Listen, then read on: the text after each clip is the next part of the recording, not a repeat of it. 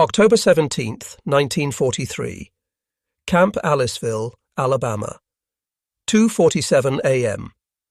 The mess kit trembled in his skeletal hands as the German prisoner stared at his first American meal. For 3 years in the Afrika Korps, he had survived on sawdust bread and ersatz coffee.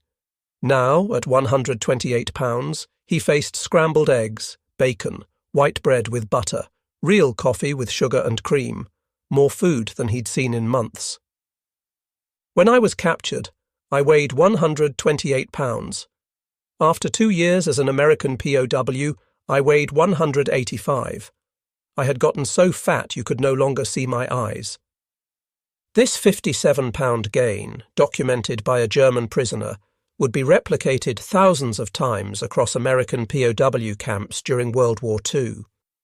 While their comrades on the Eastern Front subsisted on frozen horse meat and Wehrmacht soldiers received meagre rations, these prisoners consumed generous American food, the same rations as US garrison troops, as mandated by the Geneva Convention.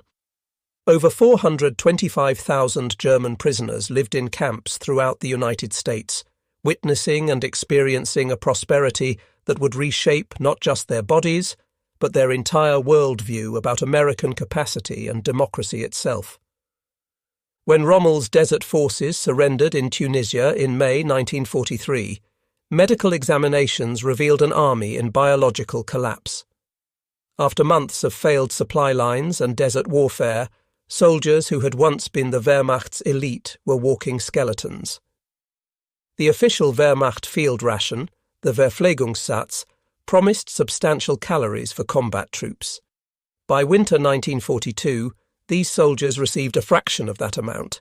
Their daily ration consisted of hard bread when available, often replaced with weevil-infested hardtack. Morning brought ersatz coffee brewed from roasted acorns, sweetened with saccharin. Midday meant small portions of tinned meat, usually horse or mule, extended with sawdust filler. Evening brought Dörrgemüse, dehydrated vegetables that expanded in the stomach but provided minimal nutrition.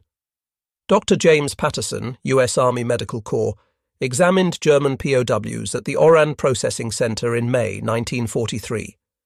His report documented widespread malnutrition, vitamin deficiency diseases, scurvy cases, night blindness from vitamin A deficiency, and edema from protein deficiency were common among the captured soldiers.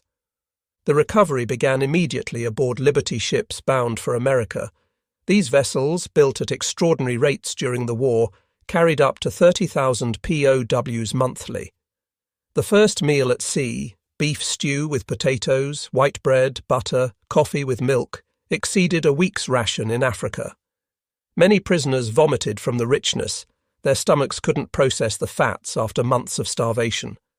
The contrast stunned even American medical officers. Lieutenant Colonel Harrison Matthews, observing prisoners boarding at Oran, noted, "These men looked like walking cadavers. Hollow cheeks, protruding ribs, many unable to climb the gangplanks without assistance. We had to begin feeding them carefully. Their systems couldn't handle normal food immediately." The 1929 Geneva Convention's Article 11 required that the food ration of prisoners of war shall be equivalent in quantity and quality to that of depot troops. For America, this wasn't mere compliance, but strategic doctrine. Colonel Edward Davison explained in a September 1943 memo, "Every well-fed German prisoner is potential insurance for American prisoners in German hands." The office of the Provost Marshal General supervised this massive operation, establishing comprehensive administration documenting daily caloric intake, weekly menu rotations, medical examinations, and weight changes. The bureaucracy was staggering. Forms filed bi-monthly from each camp, inspections by Swiss delegates, Red Cross monitoring, all ensuring compliance.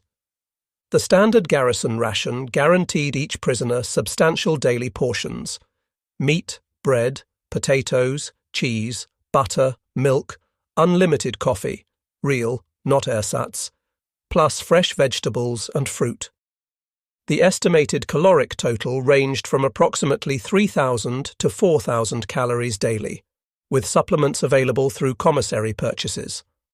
German POWs could buy cigarettes, chocolate, beer, wine, soft drinks, and ice cream using scrip earned from labour or provided through Geneva Convention allowances.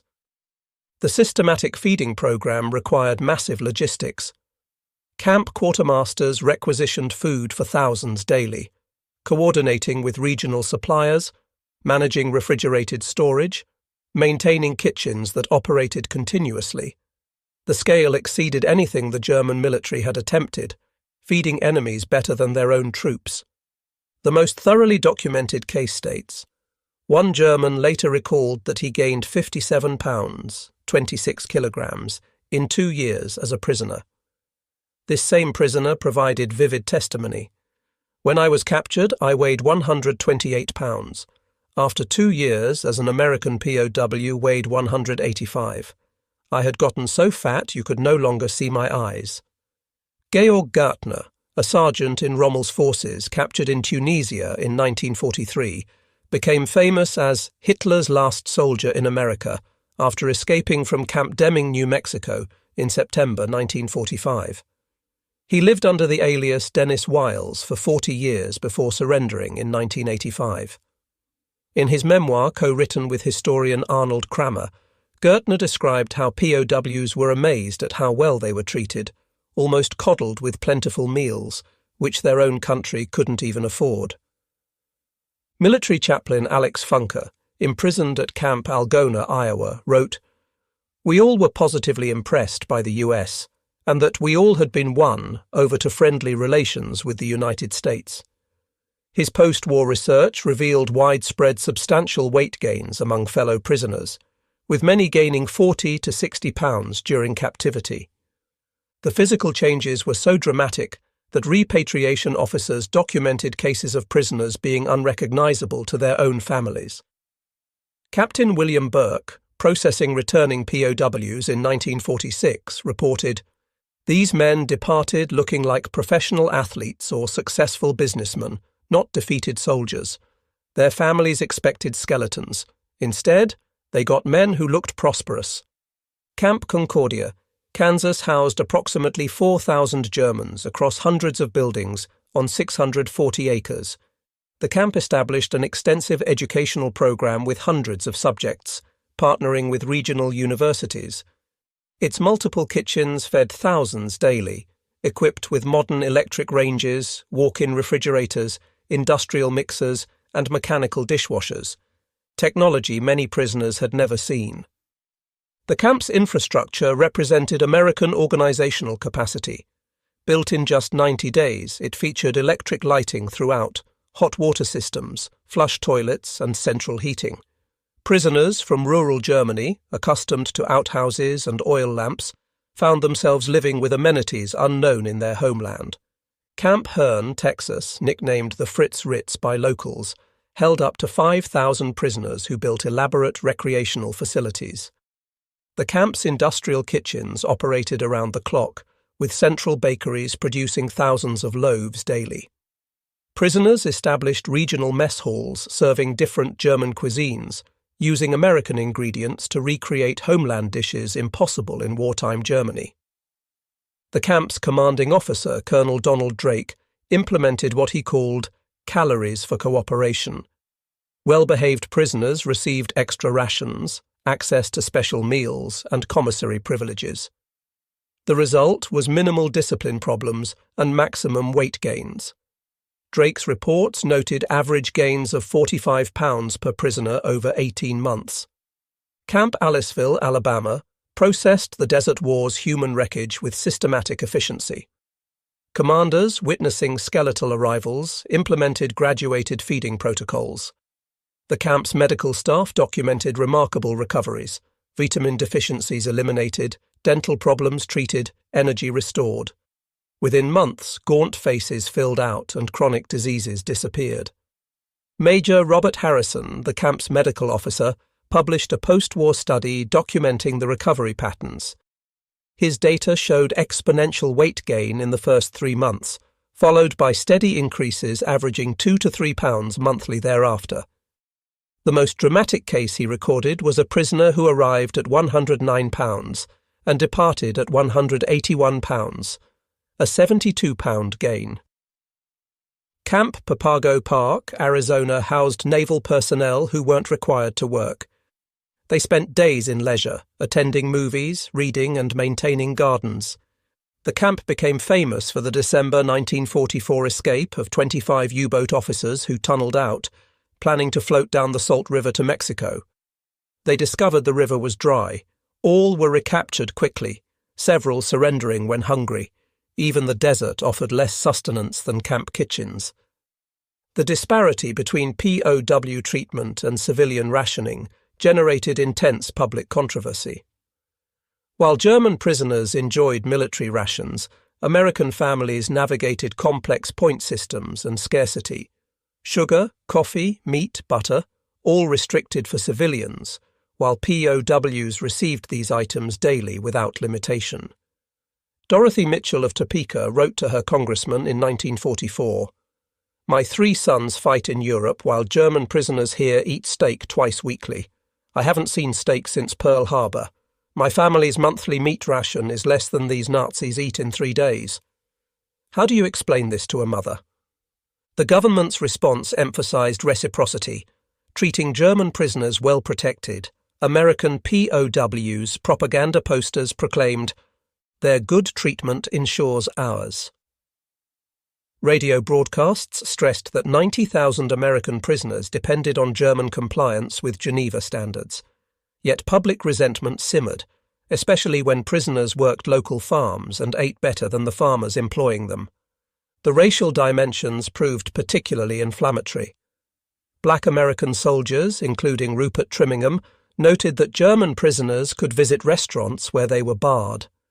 Trimingham's famous letter to Yank magazine described watching German POWs served in a Texas restaurant, while he, in uniform with combat ribbons, was directed to the kitchen door for takeout.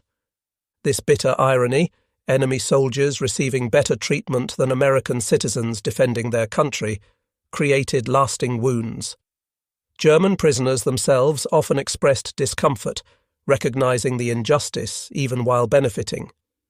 Several camp newspapers run by prisoners published editorials questioning American segregation, creating the peculiar situation of Nazi soldiers critiquing American racial policies.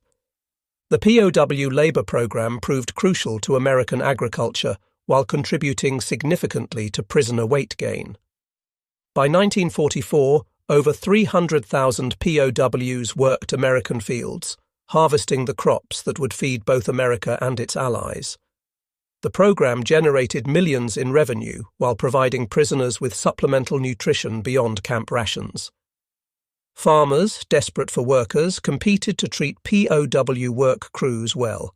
Morning meant farm breakfasts, eggs, bacon, pancakes, coffee. Noon brought hot meals delivered to fields, fried chicken, mashed potatoes, vegetables, pie. Afternoon meant cold drinks and snacks. Evening returned them to camp for another full meal. Combined intake often exceeded 5,000 calories daily. In Nebraska's sugar beet fields, prisoners witnessed mechanization that redefined their understanding of agriculture. Hans Dietrich, working near Scottsbluff, wrote, "One American farmer with machines accomplishes what required our entire village. The combine harvester processes more grain in an hour than we managed in a week by hand." Texas cotton operations employed thousands of POWs during harvest season.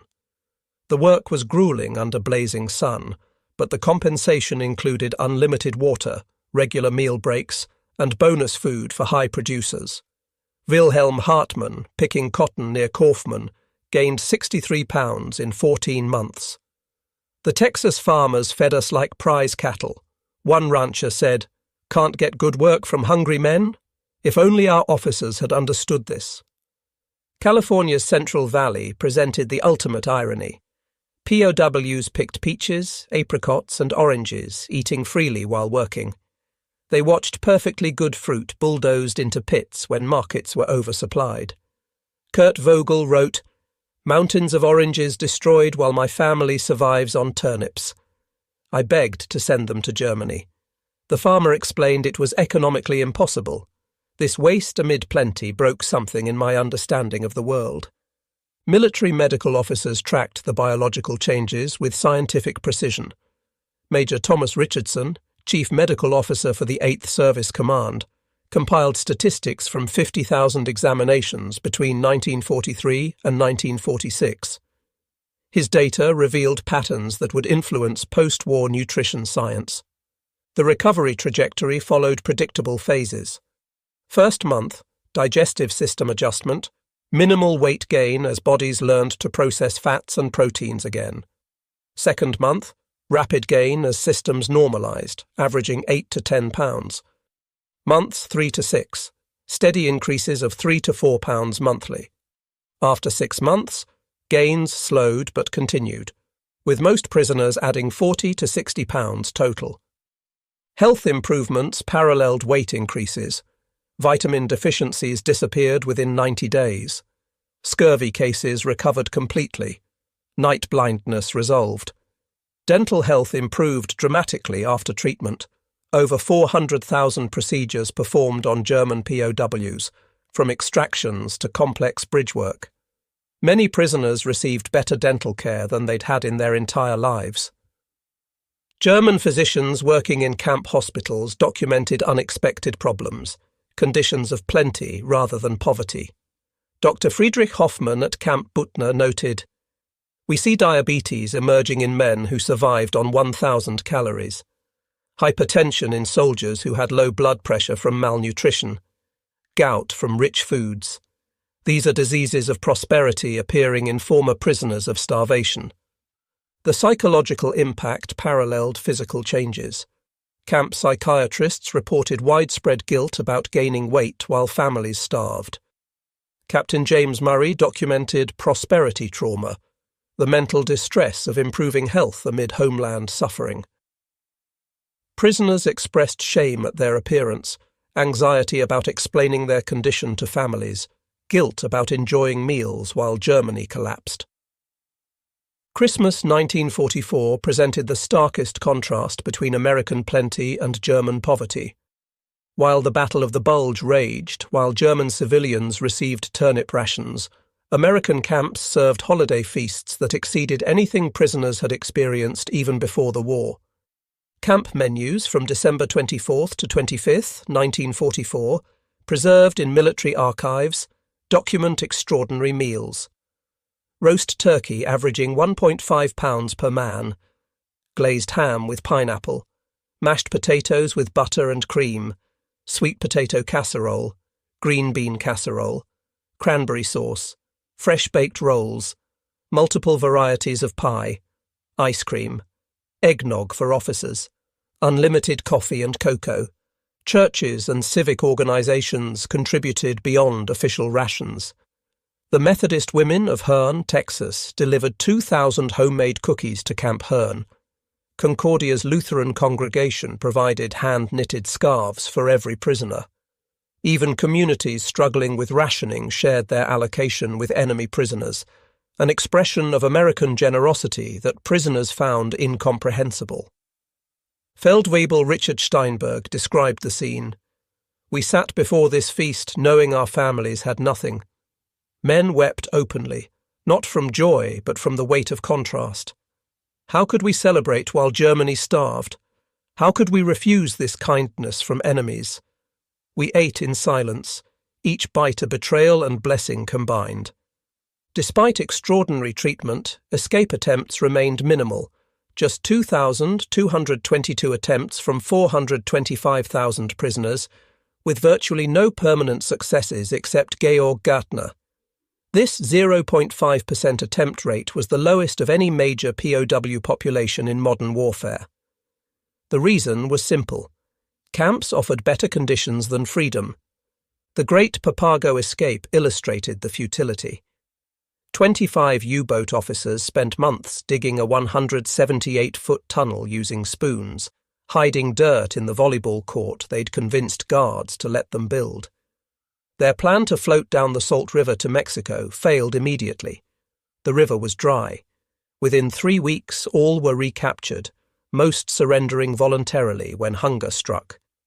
Captain Jürgen Wattenberg, the escape leader, reflected decades later. We were ideological idiots. Inside the camp we had food, shelter, safety, even entertainment. Outside was desert, hostility, and certain recapture. We risked everything to escape from paradise into hell. It made no logical sense, only ideological sense, and ideology doesn't fill stomachs. Most prisoners recognized reality. Where would they go? How would they survive? Speaking limited English with German accents, lacking documents or money, in a vast country where every citizen was alert for escapees, the practical obstacles were insurmountable. More importantly, remaining in camp meant survival. Escaping meant returning to combat if successful, starvation if not. POWs working near factories witnessed production that shattered their understanding of industrial capacity. At Campbell soup facilities, they watched single production lines process more food hourly than German factories managed daily. Near Detroit's Willow Run plant, they observed B-24 bombers rolling off assembly lines every 63 minutes, faster than Germany could produce training aircraft. The psychological impact was devastating.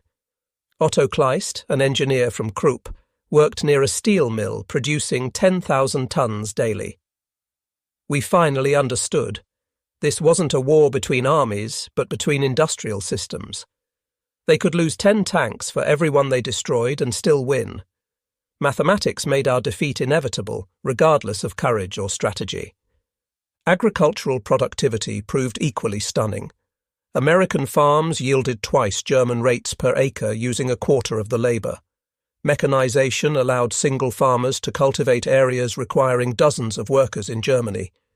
Irrigation, fertilization, and hybrid seeds created harvests that seemed miraculous to prisoners from subsistence farms.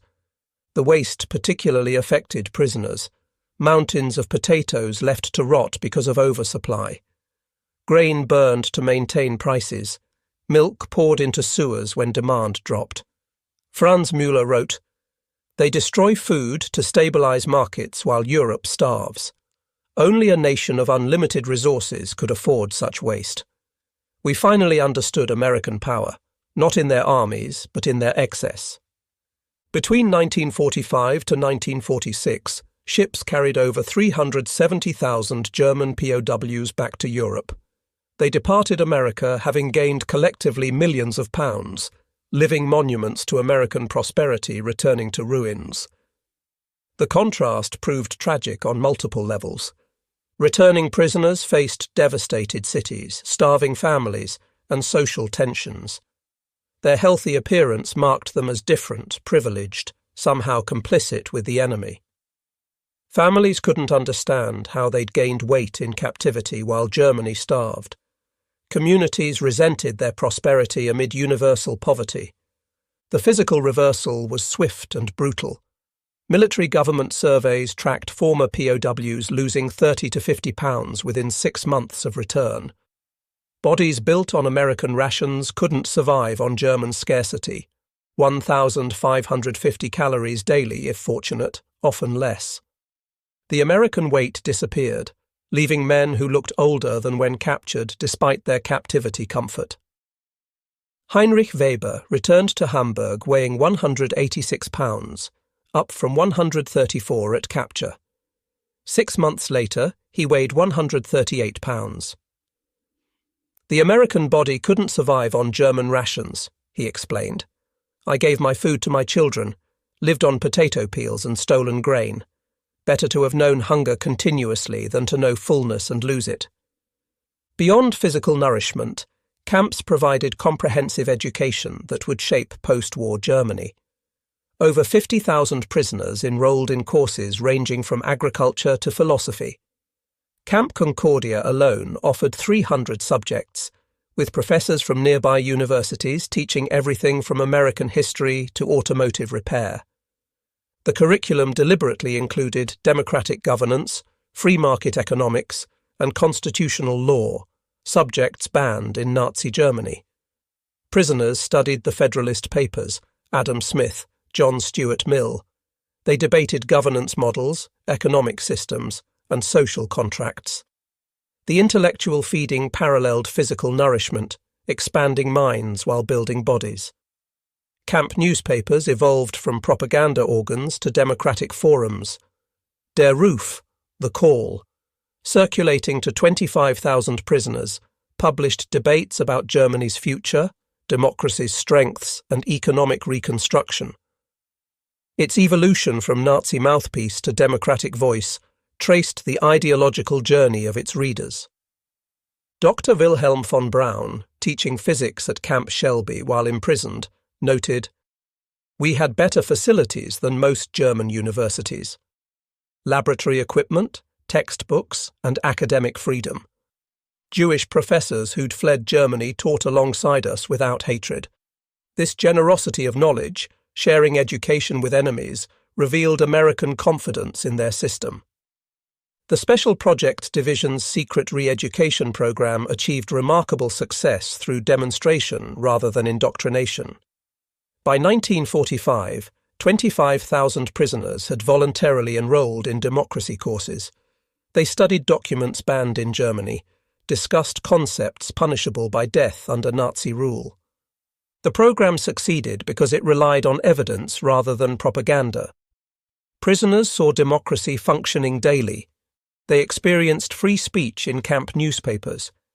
They observed racial problems discussed openly in American media, self-criticism impossible in totalitarian systems. Every pound they gained was proof that democracy produced prosperity. Former Wehrmacht officers who'd sworn oaths to Hitler found themselves planning democratic reconstruction. Colonel Hans von Luck, veteran of Poland, France, and Africa, wrote, "We arrived as convinced Nazis. We departed as reluctant Democrats, not through brainwashing but through observation. Their system worked. Ours had failed. The evidence was in our expanded waistlines." Approximately 5,000 former POWs eventually emigrated to America, becoming citizens of the nation that had imprisoned them. Thousands more maintained correspondence with American families for decades.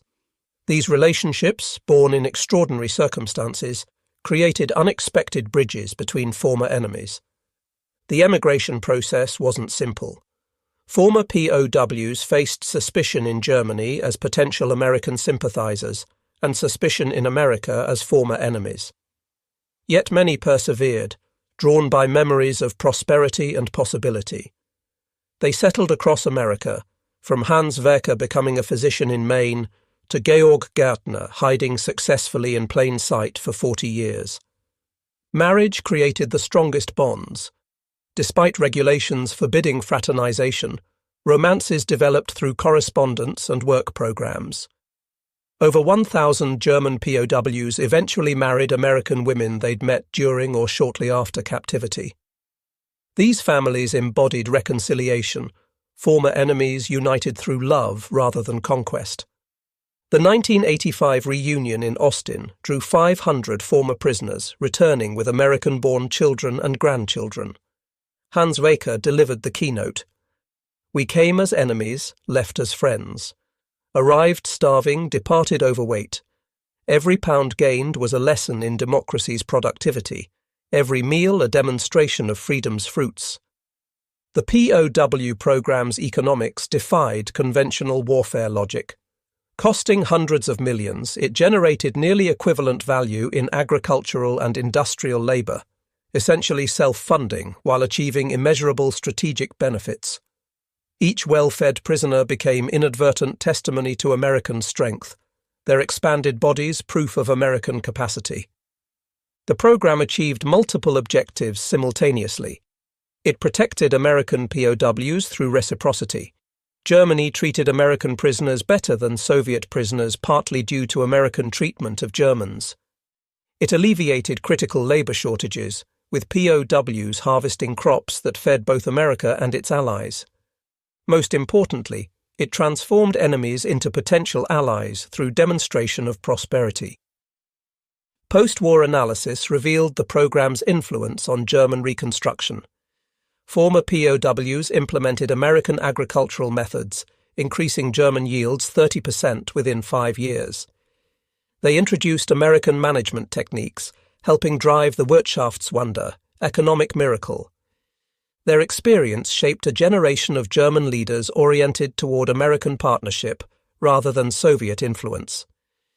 Colonel James Patterson's 1947 analysis concluded, "We purchased future peace with present food."